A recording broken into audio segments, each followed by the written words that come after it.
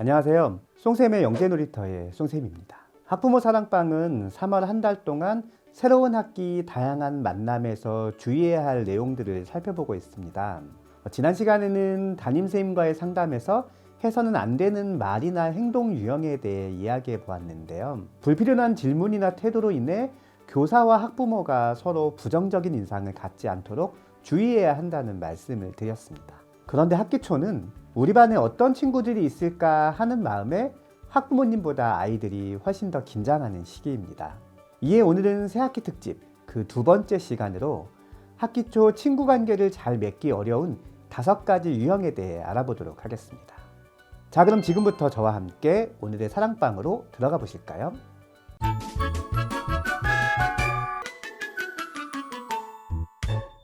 학기 초 친구 관계를 잘 맺기 어려운 유형. 첫 번째는 약속을 남발하는 유형입니다. 교실도 하나의 사회적 공간입니다.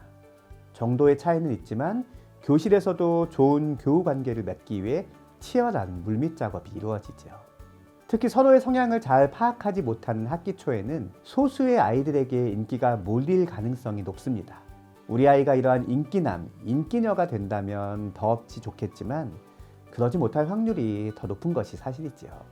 이때 아이들이 하는 가장 많은 실수가 인기 있는 아이와 친구를 하기 위해 지키지 못할 약속을 남발하는 것입니다. 인기 있는 아이의 시간에 맞추기 위해 무리한 약속을 잡았다가 깨지거나 환심을 사기 위해 무리한 선물 공세를 약속했다가 지키지 못하는 경우이지요. 협의되지 않은 동시 약속을 정한 경우도 많습니다. 반에서 인기 있는 A, B 2명과 서로의 동의 없이 같이 만날 약속을 하는 것인데요. 둘의 친밀도를 알지도 못하면서 같이 만날 것을 제안하는 것은 오히려 역효과가 날 수 있습니다. 좋은 친구를 사귀고 싶다는 욕심이 과해 약속을 남발하고 지키지 못하면 당연히 아이의 신뢰와 평판이 나빠집니다. 그러므로 앞선 의욕을 다스리고 조정할 필요가 있습니다. 학기 초 친구 관계를 잘 맺기 어려운 유형. 두 번째는 관계를 주도하려는 유형입니다. 부모는 우리 아이가 리더십이 있기를 바랍니다. 리더십은 긍정적인 대인관계 및 자기 주도적 성향을 형성하는 데 매우 중요한 영향을 미치기 때문이죠. 그런데 이러한 리더십이 학기 초에는 다소 다른 모습으로 비칠 수 있습니다. 지나치게 자기중심적인 아이로 비칠 수 있는 것이죠. 그러므로 교우관계의 초반에는 모든 계획을 다 정해놓고 의사만 묻는 식의 행동은 바람직하지 않습니다. 우리 오늘 어디 가서 이거 하고 놀까? 라는 것보다는 우리 오늘 만나서 같이 놀까? 만나서 무엇을 하고 놀까? 처럼 친구의 의사를 존중하는 식의 질문을 먼저 해야 하는 것이죠. 그 친구가 특별한 계획이 없다고 하면 그때 가서 자신의 의견을 말하는 요령이 필요합니다. 이렇게 몇 번 같이 놀다 보면 상대방이 결정을 하는 것을 좋아하는지 아니면 결정된 것을 따르는 것을 좋아하는지 파악할 수 있게 됩니다. 자신의 의견을 먼저 말하는 것은 이러한 과정을 거쳐 충분히 친해진 후에 하는 것이 좋습니다. 학기 초 친구 관계를 잘 맺기 어려운 유형. 세 번째는 단짝 친구만 원하는 유형입니다. 학창시절에 많은 친구들과 어울리던 사람도 성인이 되면 마음을 터놓고 이야기할 수 있는 한두 명의 친구만이라도 있으면 성공이다 라는 이야기를 합니다. 나이가 들수록 친구 관계에 있어 양보다 질이 더 중요하다는 것을 깨닫기 때문이죠. 그래서 여러 명의 친구를 사귀는 것보다는 정말 나랑 합이 잘 맞는 한두 명의 친구를 사귀는 것이 더 합리적이라 생각하는 학부모님들도 많으실 것이라 생각합니다.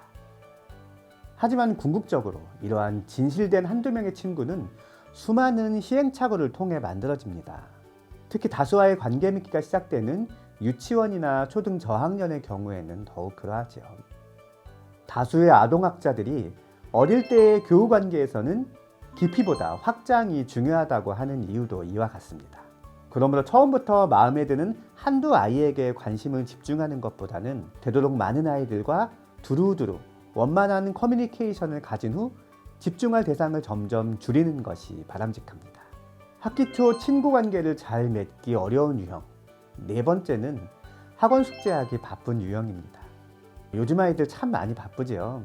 부모의 높은 교육열로 많은 사교육을 받는 아이들도 많지만 맞벌이로 인해 아이를 늦게까지 맡기기 위해 울며 겨자 먹기 식으로 학원을 보내는 경우도 많습니다. 상황이 이렇다 보니 학교 수업 시간이나 쉬는 시간에 학원 숙제를 하기 바쁜 아이들을 쉽게 목격할 수 있지요. 학부모 입장에서는 어쩔 수 없지만 아이가 감수해야 한다 생각하시겠지만, 이렇게 학원 숙제로 늘 바쁜 아이는 또래 관계 형성을 연습할 시간이 매우 부족합니다. 반 친구들과 어울리고 싶어도 아직 다 못한 학원 숙제가 발목을 잡기 때문이죠. 그러므로 자녀의 학원 스케줄을 설계하실 때는 과중한 학원 숙제로 인해 혹여 아이가 학교에서 친구들과 관계를 맺을 시간이 부족하지는 않을지를 고려하셔야 합니다. 물론 이 경우 과도한 학원 숙제의 기준은 부모님의 판단이 아닌 자녀의 능력을 기준으로 삼아야 하겠죠. 학기 초 친구 관계를 잘 맺기 어려운 유형. 5번째는 혼자 책 읽는 것만 좋아하는 유형입니다. 아이들의 성향은 저마다 다릅니다. 친구들과 조잘조잘 대화하는 것을 좋아하는 아이가 있는가 하면 조용히 자기 자리에서 책을 읽는 것을 좋아하는 아이도 있죠. 물론 어느 한쪽이 일방적으로 옳다고 하기는 어렵습니다. 아마도 대부분의 부모님들은 자녀가 친구들과 잘 어울리면서 책도 즐겨 읽기를 바라겠지요. 그런데 일부 학부모님들은 독서에 빠져 있어 친구 관계에 소홀한 아이를 방치합니다. 아이가 사교성이 부족한 것은 걱정이 되지만 게임이나 다른 나쁜 것이 아닌 독서에 빠져 있으니 그나마 다행이라고 생각하여 굳이 고쳐주려 하지 않는 것이죠. 영재 중에서도 이렇게 책에만 빠져 친구 사귀는 것에 소홀한 아이들이 많습니다. 친구들에게 이상한 아이 취급을 받는 경우도 있지요. 책 속 주인공과 재미있게 지내는 것도 좋지만 가상의 친구만으로도 충분하다 라는 생각까지는 번지지 않도록 주의해야 하겠습니다. 오늘은 학기 초 친구 관계를 잘 맺기 어려운 5가지 유형에 대해 알아보았습니다. 첫째, 약속을 남발하여 친구들에게 신뢰를 잃지 않도록 주의한다. 둘째, 친구 관계에서 주도권을 갖고 싶은 마음에 모든 것을 혼자 정하고 통보하는 식의 행동은 하지 않도록 한다.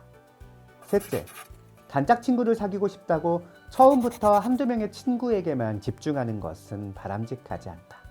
넷째, 지나친 학원 숙제는 아이가 학교에서 친구 관계를 맺을 충분한 시간을 부족하게 만든다. 다섯째, 독서 습관 자체는 좋지만 독서에 빠져 친구 관계가 소홀해지지 않도록 적당한 선을 유지해야 한다. 교실, 어린아이들이 모여있는 곳이지만 그곳 역시 사회의 작은 축소판입니다. 좋은 교우 관계를 만들 줄 아는 아이가 사회에서도 좋은 대인 관계를 만들 수 있다는 평범한 진리를 명심하고 자녀의 교우 관계가 한쪽으로 치우치지 않도록 세심한 주의를 기울여야 하겠습니다. 오늘의 사랑방은 여기까지입니다.